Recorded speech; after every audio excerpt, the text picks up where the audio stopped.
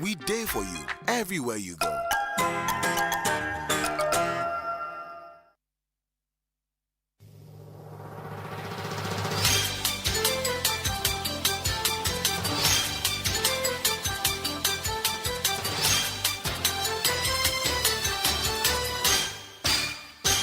Hello, good afternoon, and welcome to the Eid Mubarak edition of the Midday News.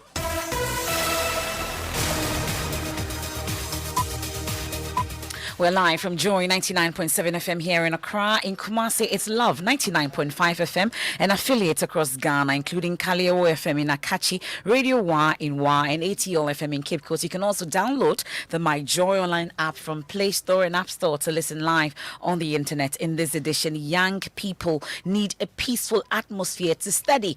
Give them that space. President Akufo-Addo admonishes religious leaders, managers of schools, and parents embattled in a row over practice of religious rituals in institutions of learning. Schools have evolved and adapted their practices to suit the times, and I would urge that we do not turn them into the places to fight ideological and religious battles. We have more as the Chief Imam calls for unity as Muslims end Ramadan fast with Eid al-Fitr celebrations. Our development, for our elevation, depends on how united we are. We have details of that also in the bulletin. But they were just still slapping me from the back. You'll be talking to another one, then someone will just come and slap you from the back, and you feel dizzy at once. And you're disappointing. That's how Minority Leader Haruna Idrisu describes Rambo-style arrest, manhandling and assault of journalists, and accuses government of turning the country into a police state. I least expected that this will happen under Nana Akufo-Addo as president of Ghana. I think the excesses are getting too much. This government must watch it.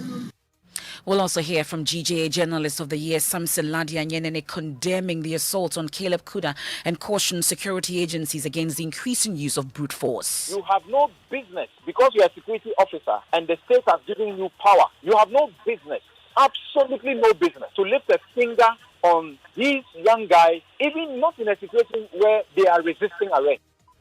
And the countdown is on to crown Central Region Science and Maths Quiz champion as in Fansipim School, at the Saddle College, University Practice SHS, and Asin State College prepare for battle for that bragging right.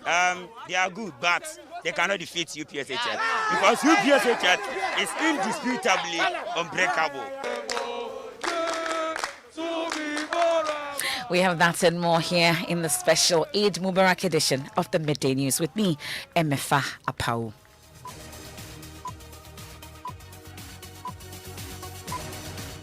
And this is your home of bold and fearless journalism. This afternoon, President Akufo-Addo is urging school heads, religious groups, and parents not to turn schools into places to fight ideological and religious battles. Speaking in a virtual Eid al-Fitr celebration to mark the end of the Ramadan fast, the president touched on the refusal of management of Wesley Girls Senior High School, disallowing Muslim students to fast during the Ramadan period.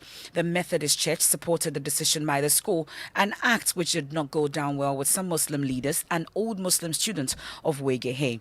The president noted stakeholders have been tasked to address the issue and urged everyone to be tolerant. It is worth reminding ourselves that our national constitution guarantees freedom of worship for all its citizens. The boarding schools in our country have traditionally served as the training grounds in learning about each other, about tolerance, and losing the fear of the unknown. These schools must necessarily have rules and regulations that enable them to function. Throughout the years, the schools have by and large managed to find a reasonable, balanced atmosphere to enable our young people to flourish.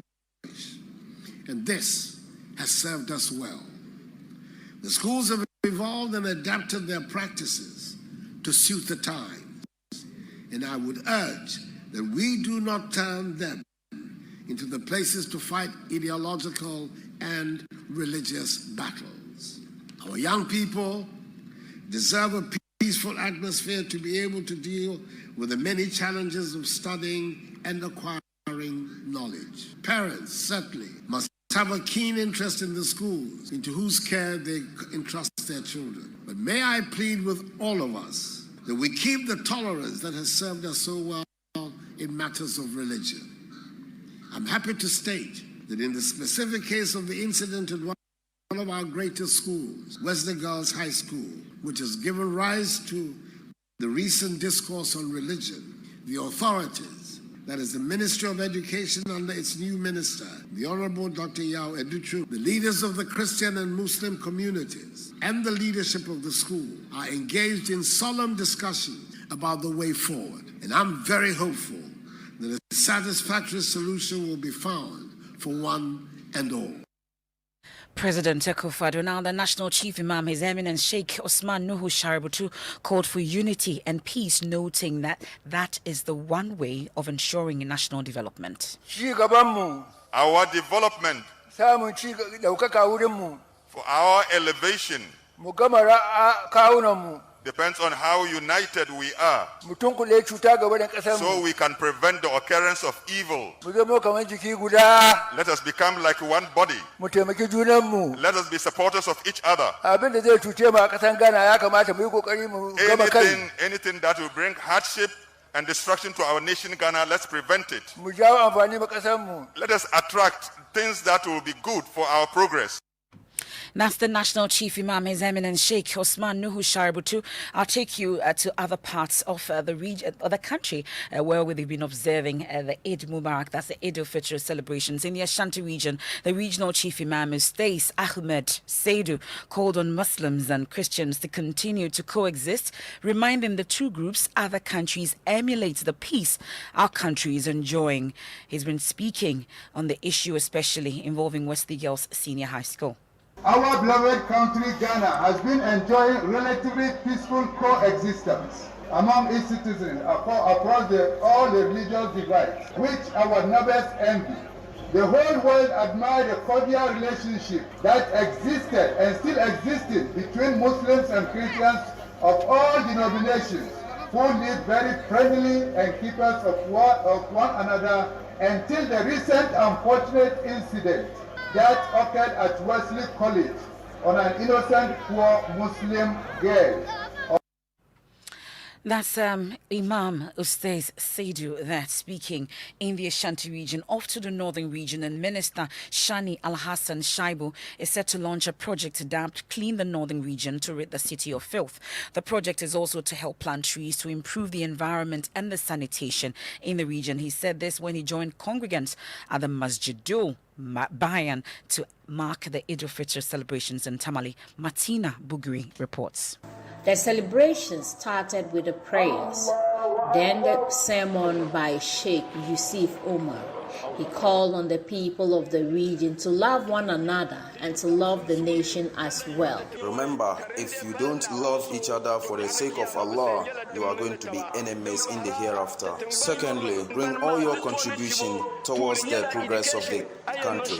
The Northern Regional Minister Alhaji Shani Al-Hassan Shaibu called on the people to support his project, Save the Environment. I will be launching this project next week. I would therefore call on everybody, each one of us here, to help in this exercise when we launch the project. Northern Regional Minister Shani Al-Hassan Shaibu there ending Martina Bugri's report. Well, the minority leader Haruna Idrisu has also been wading into the Wesley Girls Senior High School issue, and he says we must guard against religious chauvinism. My colleague Manuel Krante joins us live from Tamale with that interaction with the minority leader on the sidelines of today's Eid al-Fitr celebration there. So, Manuel, how exactly is Mr. Idrisu hoping that this issue should be dealt with once and for all? Unfortunately, we've just lost Manuel Kranting there all the way from Tamale, but we can hear from the minority leader Haruna Idrisu.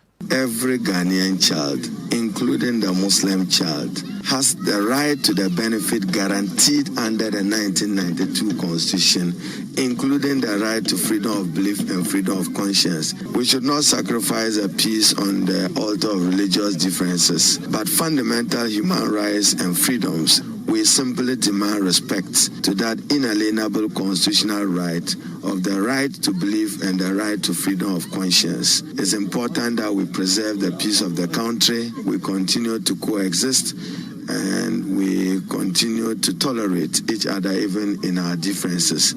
Let's not undermine the peace of the country on the altar of religious superiority. That's the Minority Leader Haruna Idrisu. They're interacting with my colleague Manuel Cranting in Tamale. We'll hear more from him, but it appears that this issue at the Wesley Girls Senior High School has dominated discussions during today's Eid al-Fitr celebration. We'll be hearing from the president also. But of course, the National Peace Council have also issued a statement. This will be the third statement they've issued regarding this particular issue at the Wesley Girls Senior High School in Cape Coast. So portions of that statement says, furtherance to two earlier statements released on the above, the National Peace Council is minded to update stakeholders, and this update goes on to say, as indicated in the second press release issued on Monday, that the NPC, which is the National Peace Council, met with the Ministry of Education and the Director General of the Ghana Education Service to engage more on the matter to help facilitate appropriate intervention strategies that will guide the conduct of religious activities in educational institutions in the country. So the minister, they add, took his time to explain to the National Peace Council delegation what had taken place and the steps his ministry and the GES have collectively taken to address the issues. Now, these include a meeting with the leadership of the Christian mission schools in the country and the parliamentary Muslim caucus on Wednesday. And now it also to say that the minister assured the council that a multi-stakeholder effort to regularize the partnership between government and mission schools will meet again in 2 weeks to deepen the consultation and possibly finalize the MOU. Now, it concludes by saying that guided by the above positive development, the council continues to urge all interest groups in the matter to continue to exercise restraint in order to allow the space for continuous dialogue to deal holistically with the issues, and it promises to update in the next few days. Now, it is very disappointing. That's how Minority Leader Haruna Idrisu describes the Rambo-style arrest of the two City FM, City TV journalists arrested by operatives of the National Security. Caleb Kuda was arrested for filming abandoned state vehicles at a national security facility, while his colleague Zoe Abubedu Ado was arrested by armed operatives who stormed the premises of the media organization, who alleged she had in her possession the said video captured by Caleb. Caleb has since stated he was pushed, kicked in the groin, and slapped repeatedly by the operatives till he felt dizzy. Listen they took me to see Azugo. I showed him my ID card. He said, "Where are you from?" I said, "City." "Who do you know?" I said, "Richard Mensah." Then he called Richard. I didn't even give Richard's number to. He called OJ. And so by the time he spoke to OJ, in my mind, then it was going to be sorted. But this time they had taken my phone and they were looking through my chats. And they found out that I had sent photos to Zoe. That is when the gentleman started chatting Zoe as though I was the one talking to him. So around this time, they said, "Take a statement." They pushed me. I sat on a chair. They slapped me from the back. And I'm like, "Oh, but they was just still slapping me from the back. And you feel dizzy at once. And it was so fast. At this point, they had handcuffed me. And every now and again, one will come and press it harder so that I feel the head. That's Caleb Kuda recounting how he was manhandled, kicked in the groins and slapped repeatedly by operatives of the National Security while he was in their custody. Well, Minority Leader Haruna Idrisu is the latest to wade into the incident after the GJA condemned the disproportionate use of force while accusing the journalists of breaching the code of ethics of the practice. Listen to GJA President Afil Money. You can't just walk into the seat of government and then take pictures of vehicles parked outside there. A security zone is a security zone, not a playground. So the security injunctions will apply at all times. So whether he was taking shots of vehicles or human beings, so to speak, the area is still a security zone. So the law must apply. We don't need any superfluity of evidence or instruction that national security is a security zone. We don't need that. Every journalist should know that. And Caleb is an experienced journalist. So one would have expected that he would have obeyed this simple instruction. But in saying that the journalists also may have been in breach, which is the position that the GJA holds, which some lawyers have disagreed with, the use of force, on the other hand, the force that was applied by the national security is endorsed also by the GJA? Not at all. And the disproportionate use of force and intimidation by national security, and the security minister also did agree that the number was far in excess of what was needed to extract whatever information in the possession of Zoe. So this is an admission of that they also had. And we also admitting that, yes, our boy could have done better. So this is serve as a fountain of lessons from which both sides should bring. But Journalist of the Year and lawyer Samson Ladia-Nyenene disagrees with the GJA President Afil Mone, insisting the journalist committed no crime. Assuming without admitting that he breached the code of ethics, what sort of crime is that? Is that a crime for which the police, the national security can arrest anybody for? It is not. And we have to give that education very clearly, that a breach of the GJA code of ethics. Imagine such happen, because I disagree with him. A breach of the GJA code of ethics is not crime. There is public law, there is private law, and this one doesn't even come anywhere close. The particular provision he talks about, first, journalists must obtain information generally through straightforward means. But there's a caveat there. If your attempt to secure information through straightforward means is being frustrated, you are allowed to procure it through other means. And very recently, I went to court, and the Justice of the Court of Appeal, Domacharya, sitting as a High Court judge, pronounced on this. I will take what the court said. I will not take what the GJA president is saying. Caleb says that he was slapped several times by a number of the officers. What is that? Is that how to arrest anybody? Every person you accuse is presumed innocent until they have pleaded guilty or they have been found guilty. You have no business, because you are a security officer and the state has given you power, you have no business, absolutely no business, to lift a finger on these young guys, even not in a situation where they are resisting arrest. That's Samson Ladia-Nyenene. He's a lawyer and also the reigning GJA Journalist of the Year. We can now hear from Minority Leader Haruna Idrisu telling my colleague Manuel Kranting the country is becoming a police state. Nana Addo Dankwa and his MPP government is reducing Ghana to a police state, and that is not acceptable. The rise of journalism to film is to provide evidence of what they have seen and to report what is real and what is practical, what is wrong. I think the excesses are getting too much. This government must watch it. I least expected that this will happen under Nana Akufo-Addo as president of Ghana.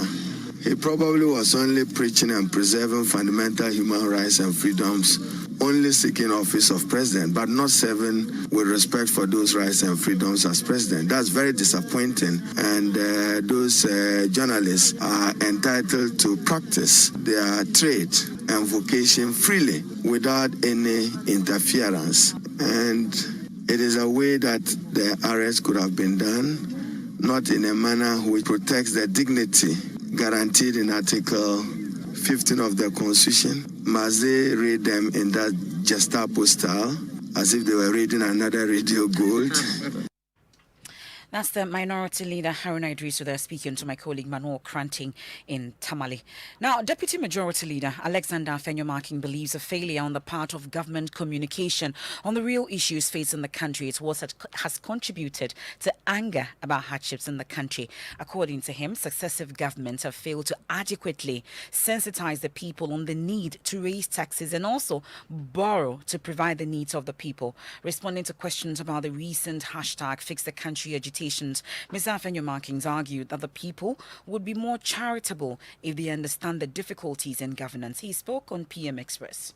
What the Ghanaian politician has failed to do since 1957 is the ability to communicate the real issues and the consequences. Government has two main sources of generating revenue. One, tax. Two, borrowing. If you tax, you're taking money from the people. People normally would not want you to take money from them, so there will be agitation. But that money for development, to fix the road, to build the schools, pay public sector workers, provide social services, water, electricity. If you borrow, you are using it for the same thing. And then people will say, oh, debt to GDP is high. There's so much debt. You are borrowing too much and all that. But you are using it to serve the people. So when people say fix the road, and they also say you are taxing them, where are you to get the money? So I'm sure if we had communicated well, whatever decision we take, they will meet us halfway.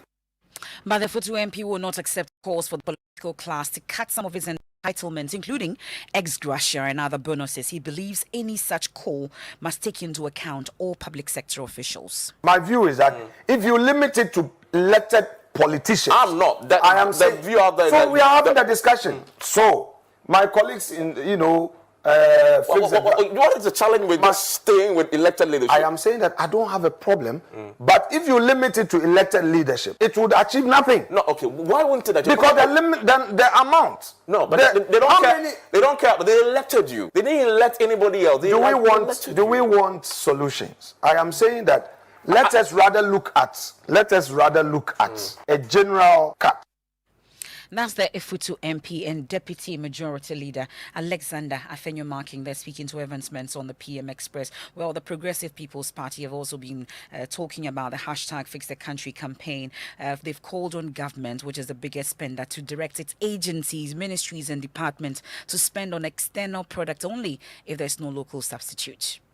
We are happy for the call of the youth all over the country, calling for fixing the country. For after all, governments came into power promising to fix our country. So now electricity is rampant. Fix the electricity. Our water, we can't get the water to drink, clean water.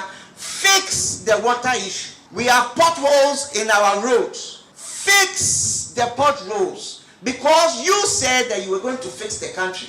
So we are only holding you accountable. But we are also saying that in order for us to not always come back to fix the country, you must change the constitution.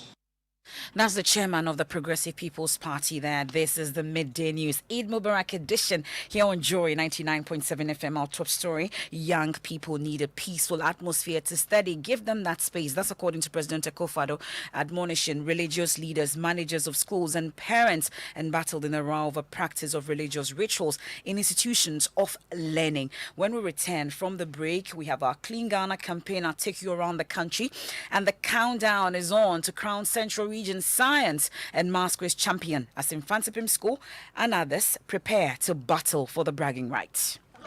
They are good, but they cannot defeat UPSHF because UPSHF is indisputably unbreakable. The 5th Ghana CEO Summit is here again. The foremost business conference for topmost CEOs and business leaders, to be held on the 17th and 18th of May 2021 at Kempinski Hotel, Accra, on the theme Digital Transformation, Powering Business and Government Reset for a Post-Pandemic Economic Resilience, a Public-Private Sector Dialogue. For corporate registration, visit www.ghanaceosummit.com or call 054-639-1970. Powered by CEO Network Ghana in partnership with GIPC.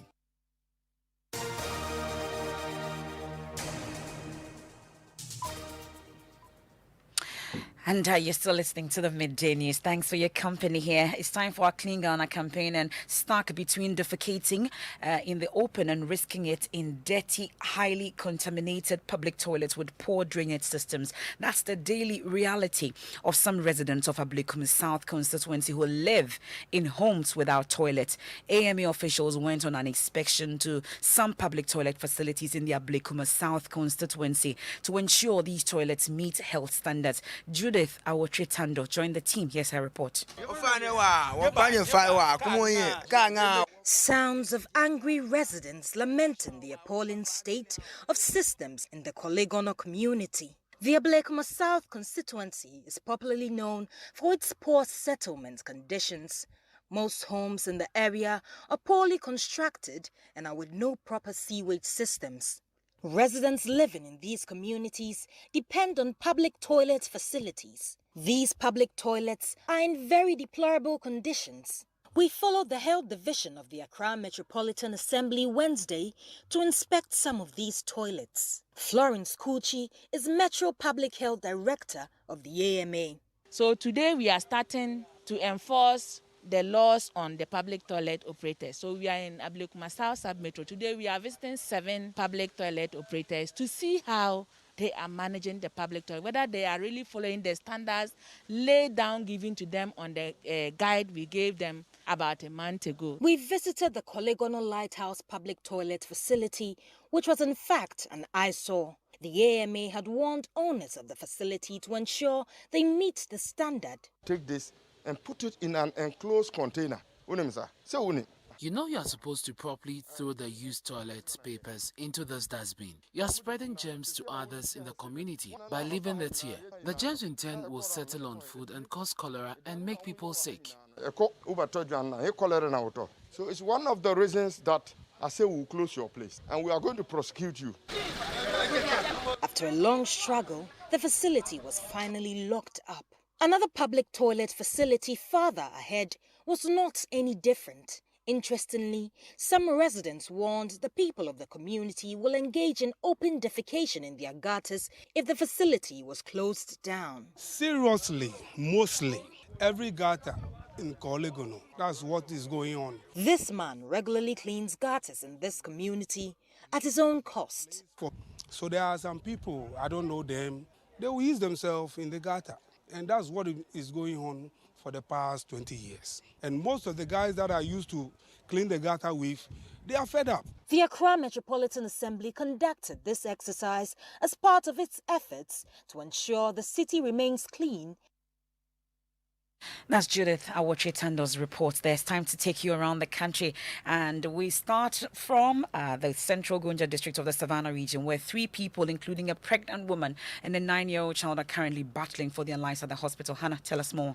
They were involved in an accident on the Tamale-Buipe highway involving a saloon car and an articulator trailer at Sawaba number 2. Sources close to Joy News indicate the saloon car was from Kintampo in the Bono region heading towards Tamale in the northern region. Now, upon reaching Sawaba number 2, the front tire from the driver's side burst and veered off its lane. Then it ran under the articulator truck, causing the accident. You ought to drive safe. Always remember that. I take you to the northern region now, where commuters plying the Tamale industrial area, Nyohini Road, have a request. Yes, they say the road, which is already deteriorated, has been causing so many accidents. Now, yesterday, it claimed the life of a pregnant woman, and they are demanding the immediate construction of the road. It's a dam on the road. Why are we going through this? We have the mayor, the regional minister is there, our chiefs are there, opinion leaders, assemblymen are here, and everyone is looking at this pit. Are we going to wait for the problem to destroy people's life before we come out to fix it? What is the responsibilities of these leaders that I'm talking about? Well, now in the central region, the Cape Coast High Court hearing the Asin North MP's dual citizenship case has dismissed allegations by lawyer for Asin North MP Ibrahim Amaliba that he's made comments that suggest he's predetermined the matter before him. Yeah, Ibrahim Amaliba made application before the court for the judge, Justice Kwesi Boakye, to recuse himself, but this was strongly rejected by the judge. Now, the district, Now, traditional authorities and residents in the Nkwanta North district of the Oti region fear a possible re-emergence of guinea worm infestation in the area. Why so? They tell correspondent Fred Kwame Asari that they rely on contaminated water bodies due to the lack of potable water in the district and are appealing for the repair of the Damango Pasa small water system transmission lines. Here's his report. Contributes to the food basket of Ghana has been suffering the scarcity of potable water.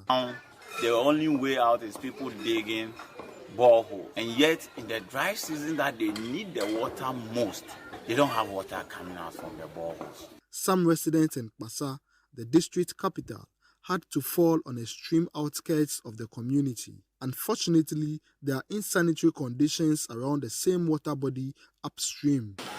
Water from the stream does not taste good. We know it is not safe for drinking because we have no alternative. We have to drink and use it for cooking.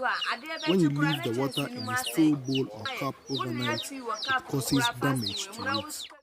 Fred Kwame Asari's reports there. We've been taking you around the country. It's time for the National Science and Maths Quiz. And the Central Region, which is considered the bastion of second cycle education, will in some hours crown the best school at the Science and Maths Quiz Regional Championship. Old and current students of the competing schools in Fansipim, Adisado College, University Practice SHS, and Asin State College are optimistic of winning the bragging rights as Central Region's best. We'll be going live to the venue shortly, but Maxwell Agbagba has more.